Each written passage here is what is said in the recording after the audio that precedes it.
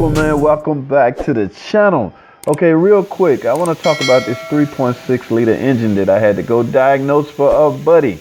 He is pretty stumped. He don't know what else to do. He have a misfire in cylinder 2, and he have replaced the coil in cylinder 2, and he has replaced the spark plug. Okay, so he pretty much stumped. Now I came over with my scan tool. My scan tool will actually show misfire counters, and what I see was watch this injector too, y'all. What I can see is the misfire counter going on at idle. That's right, at idle. And if I bog the car down, put it under load, there is no misfire.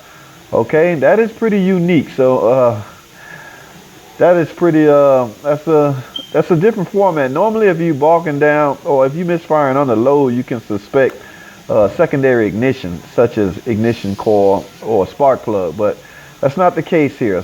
So what I suggest doing is a compression test. All right, now my compression gauge would not work on this car, so I had to borrow one from a co-worker. Mr. Hannigan, appreciate you, buddy. I had to borrow. He has one of these nice snap-on compression gauge. Okay, in fact, it's not so much about the gauge. His gauge has the fitting that I need. There's nothing wrong with this coil, and I'm sure there was nothing wrong with the coil that came out of it, but we're going to do a compression test. I've actually already done a compression test. So I'm really focusing on the gauge, what you should use to help you diagnose this type of situation. And a compression gauge is that type of tool. You would definitely need this to diagnose misfire at idle, because that's obviously something going on internal with the engine. Or, like I say, don't get tricked by the injector, okay? That injector can cause it. Now look at the threads on here, okay? This is my gauge right here.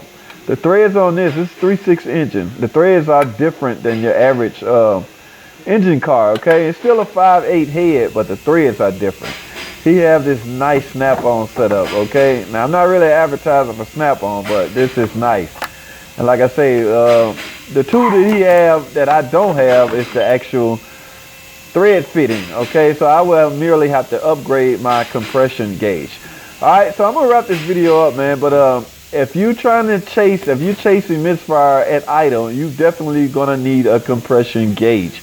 All right, and be sure and check that injector also. Yes, I did find low compression. I did have a low compression reading in cylinder 2.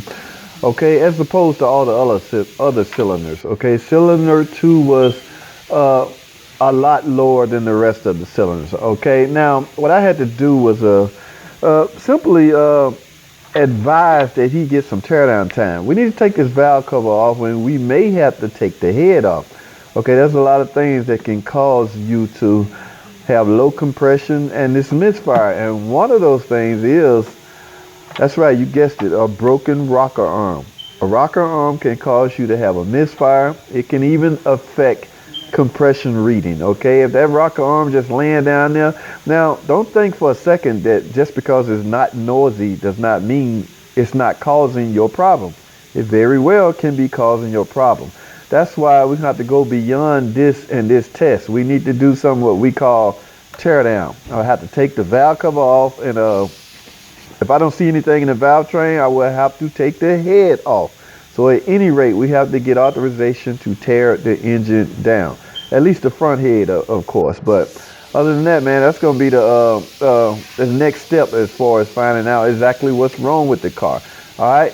So I'm going to end this thing right here, man. That's all I have for now. I'll let y'all know how it go. If they authorize the teardown time, we'll go further. I'll try to film more.